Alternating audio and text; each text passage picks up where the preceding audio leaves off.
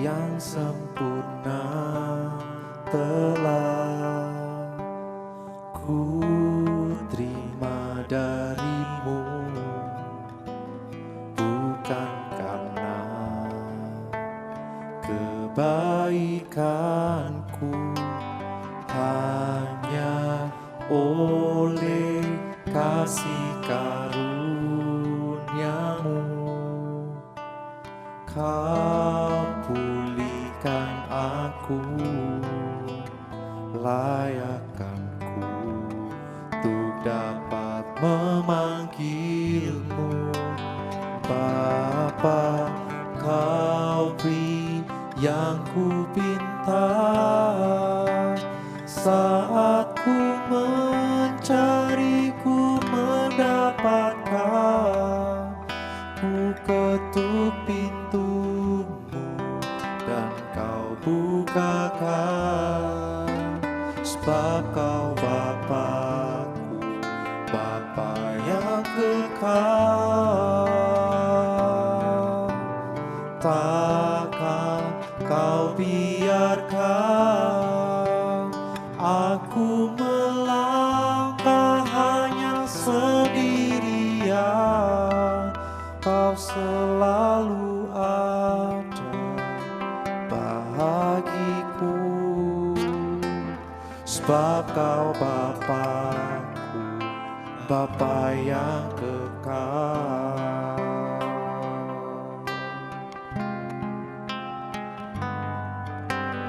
Kasih yang sempurna telah ku terima darimu, bukan karena kebaikanku, hanya oleh kasih karuniamu kau pulihkan aku, layakkanku untuk dapat memanggilmu Bapa. Kau beri yang ku pinta saat ku mencari, ku mendapatkan. Ku ketuk pintumu dan kau bukakan, sebab kau Bapakku, Bapa yang kekal. Takkan kau biarkan aku melangkah hanya sendirian. Kau selalu ada bagiku, sebab kau Bapakku, Bapa yang kekal. Kau beri yang ku pinta, kau beri yang ku pinta saat ku mencari, ku mendapatkan. Ku ketuk pintumu dan kau bukakan, sebab kau Bapakku, Bapa yang kekal. Takkan kau biarkan aku melangkah hanya sendirian. Kau selalu ada bagiku, sebab kau Bapakku, Bapa yang kekal. Kau selalu ada bagiku, sebab kau Bapakku, Bapa yang kekal. Kau selalu ada bagiku, sebab kau Bapakku, Bapa yang kekal.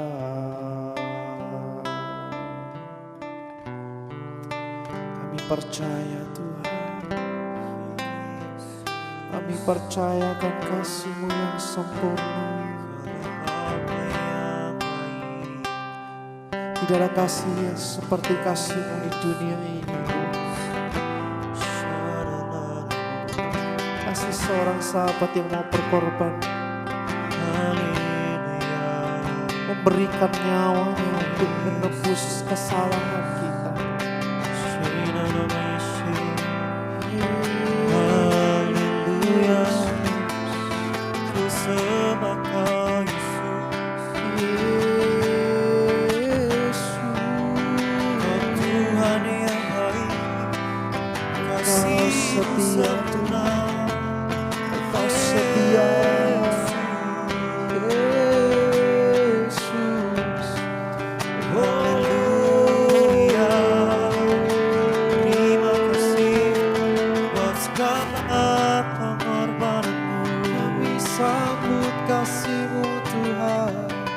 Terima kasih sejak hidup dan hati kami. Kau Tuhan yang setia, Kau Tuhan yang setia. Haleluya. Kasih-Mu melimpah buat kami Tuhan. Setiap hari selalu baru. Dan kami mau terima kasih setia-Mu dalam hidup kami. Kau yang memberikan kami kekuatan untuk bertahan, untuk kami bisa setia mengiring Engkau dalam hidup kami.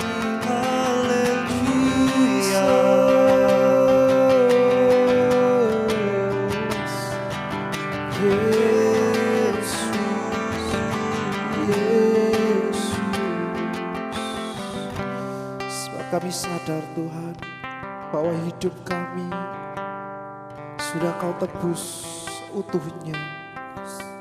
Dan hidup ini bukan milik kami lagi, tapi milik-Mu Kristus. Dan kami mau sadari itu pagi hari ini Tuhan. Jesus. Yesus, Kau anugerah terindah dalam hidupku. Kau sungguh berarti di setiap jalanku. Anugerah-Mu selalu mempesonaku. Yesus, Kau terbaik. Yesus, Kau termanis di dalam hidupku. Yesus, Kau anugerah terindah dalam hidupku. Kau sungguh berarti di setiap jalanku. Anugerah-Mu selalu mempesonaku. Yesus, Kau terbaik. Yesus, Kau termanis. Sekali lagi dengan segenap hatimu katakan, Yesus, Kau anugerah yang terindah Tuhan. Kau sungguh berarti di setiap jalanku. Anugerah-Mu selalu mempesonaku. Yesus, Kau terbaik. Yesus, Kau termanis di dalam hidup. Yesus, Kau terbaik. Yesus, Kau termanis di dalam hidupku. Yesus, Kau terbaik. Yesus, Kau termanis di dalam hidupku.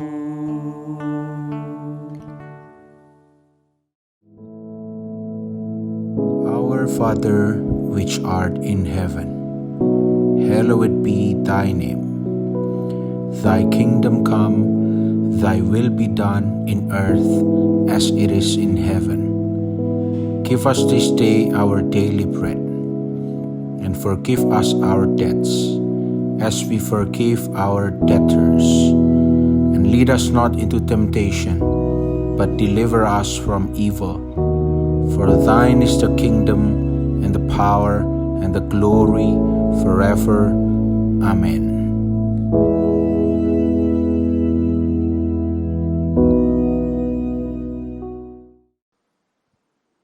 Shalom, saudara-saudaraku yang kekasih, mari terlebih dulu kita memulai dalam doa.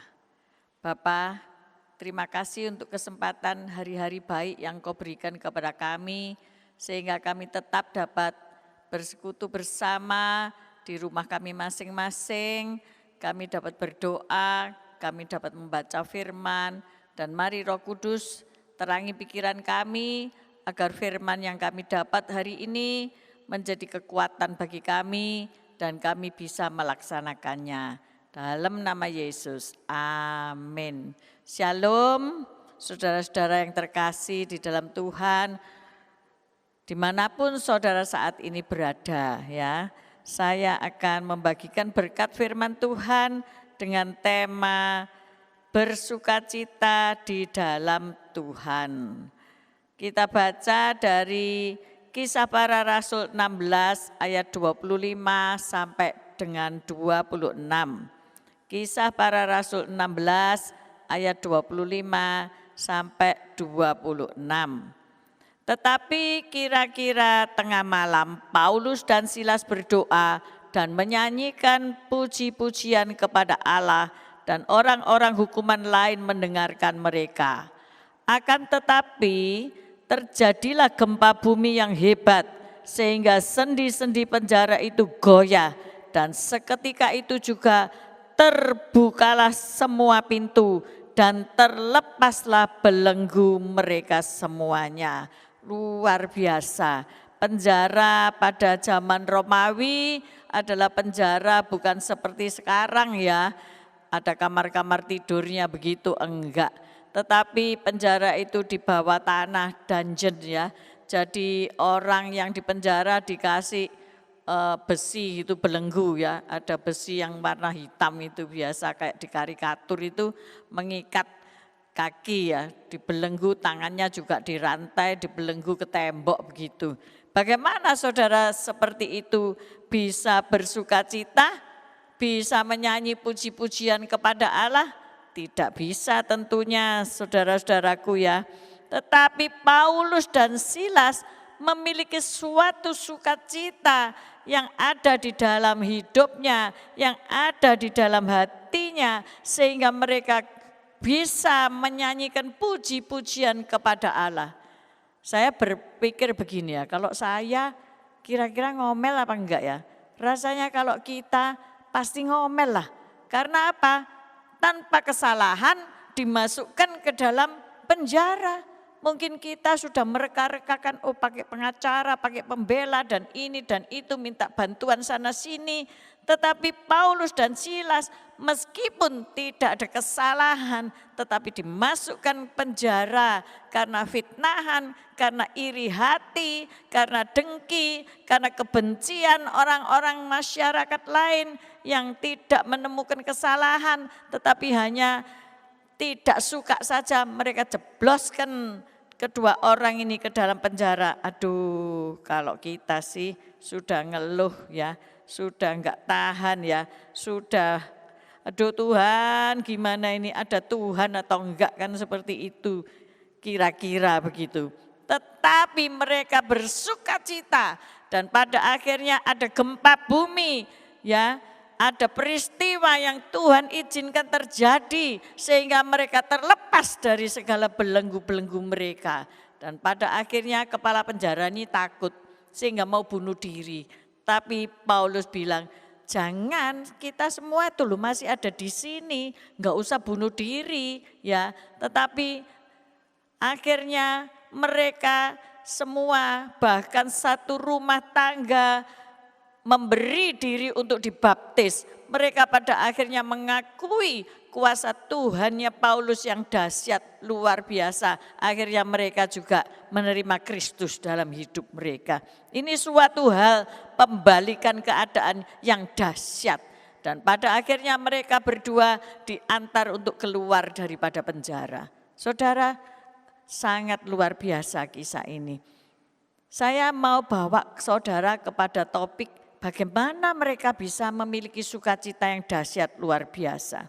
Sebelum itu, kalau kita melihat apa yang terjadi dengan kehidupan Paulus, yaitu ketika Paulus dalam perjalanan untuk membunuh pengikut-pengikut Kristus dalam perjalanannya ke kota Damaskus, ke kota Damsyik, maka ia dilawat Tuhan. Ya, ia mengalami kebutaan selama 3 hari dan ia mendengar suara yang bertanya demikian, Saulus, Saulus, mengapa engkau menganiaya aku?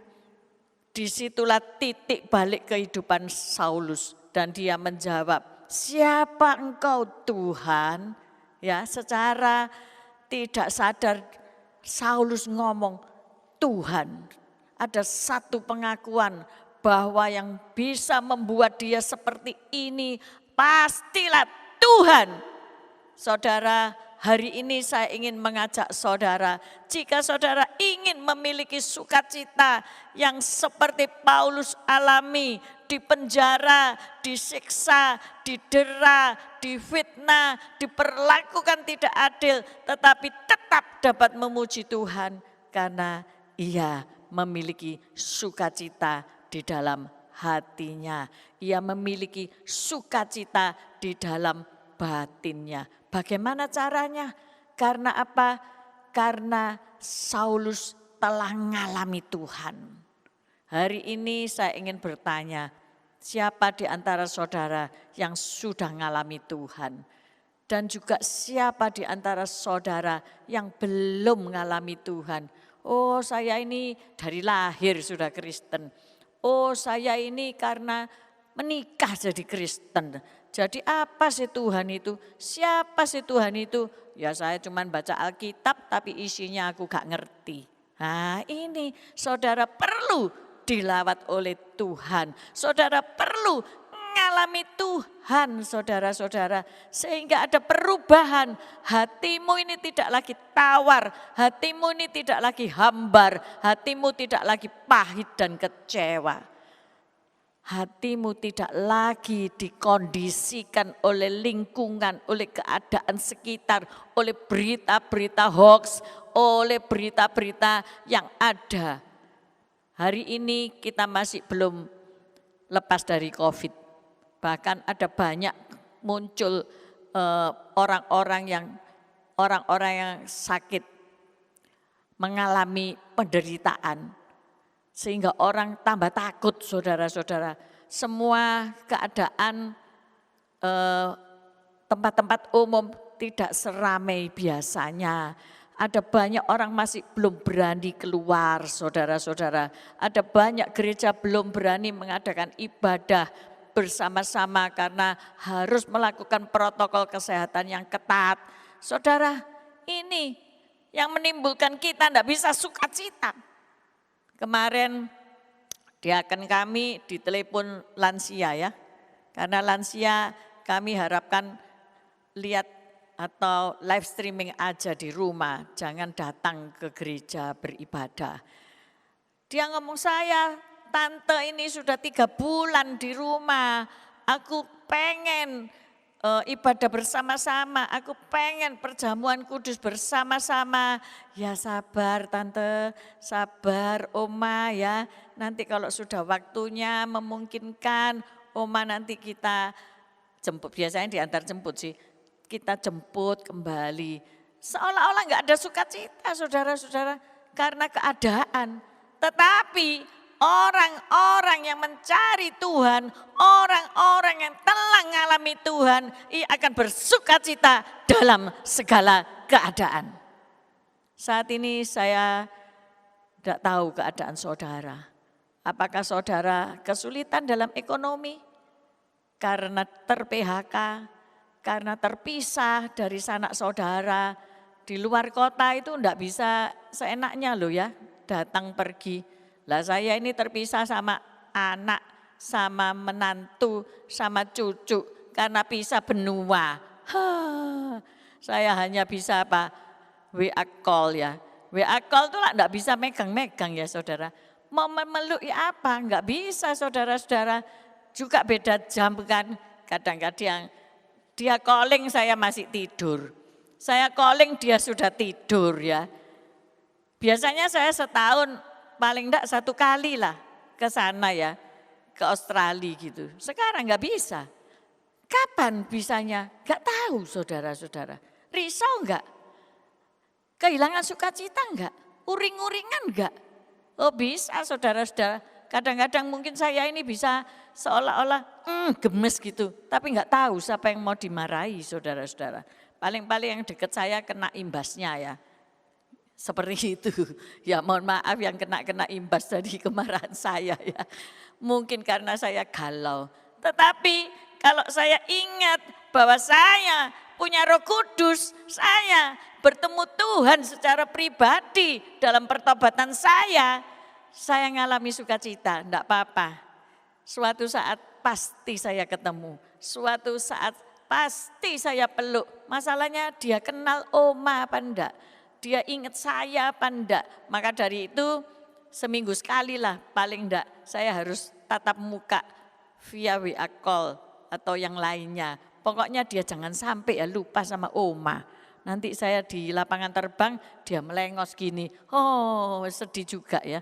Maka dari itu hari ini miliki sukacita batinia.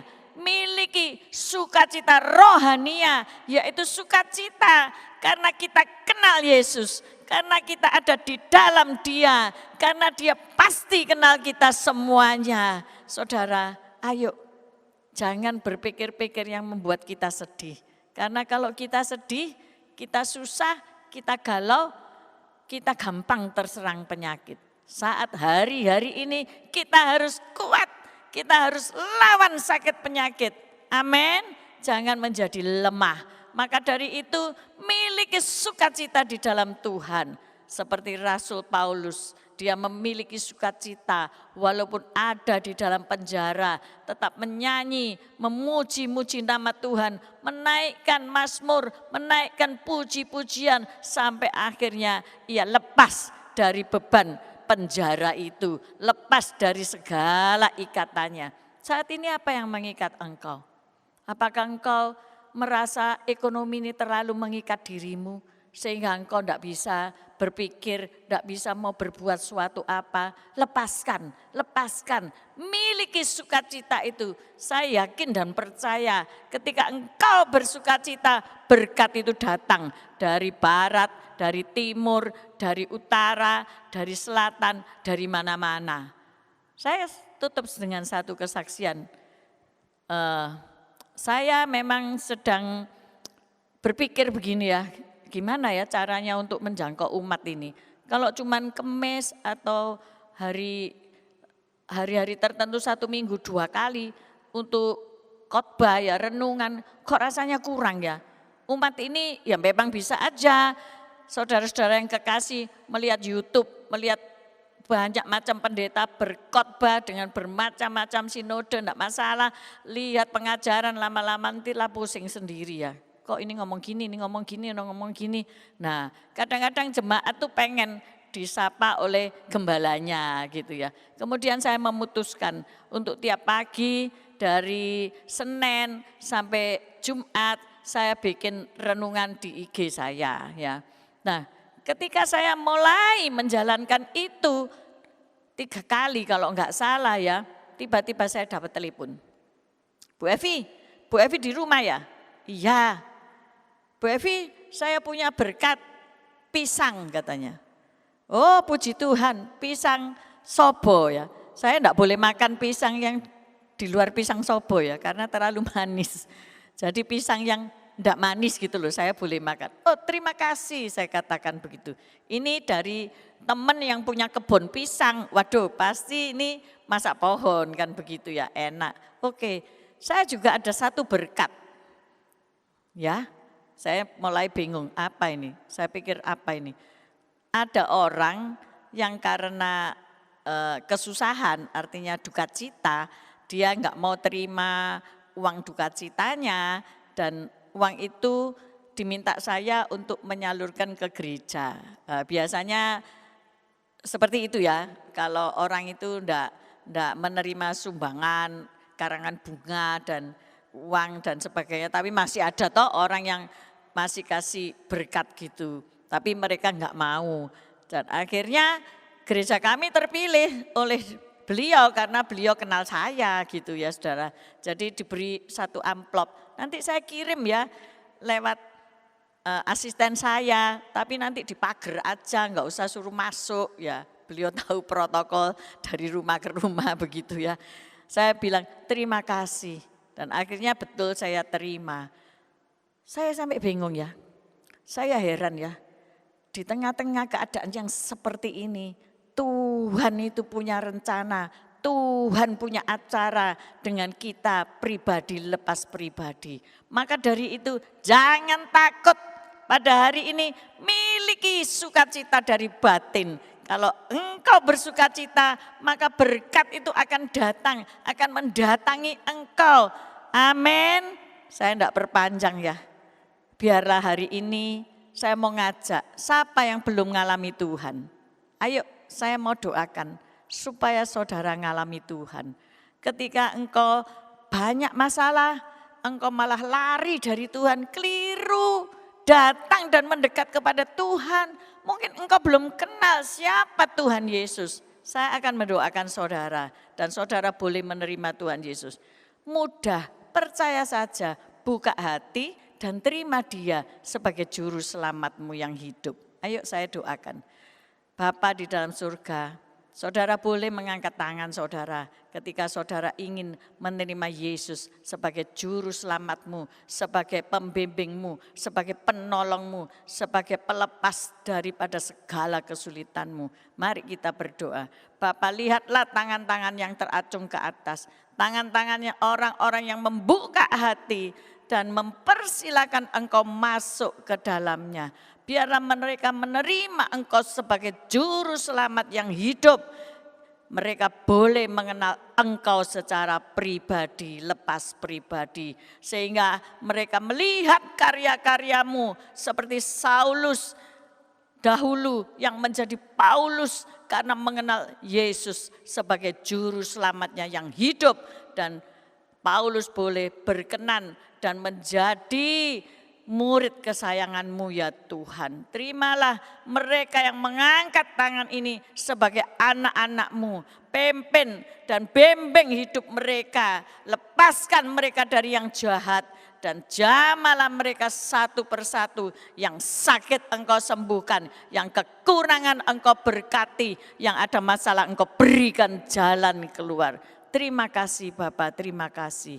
Kami akan mengakhiri ibadah hari ini. Mari yang menonton tayangan ini mengangkat kedua belah tangan untuk menerima berkat Tuhan. Tuhan memberkatimu, Tuhan melindungimu, Tuhan menyinari engkau dengan wajahnya dan memberi engkau kasih karunia. Tuhan menghadapkan wajahnya kepadamu dan memberi engkau damai sejahtera. Terimalah segala berkat ini dalam nama Tuhan Yesus Kristus yang mulia dan berkuasa. Amin.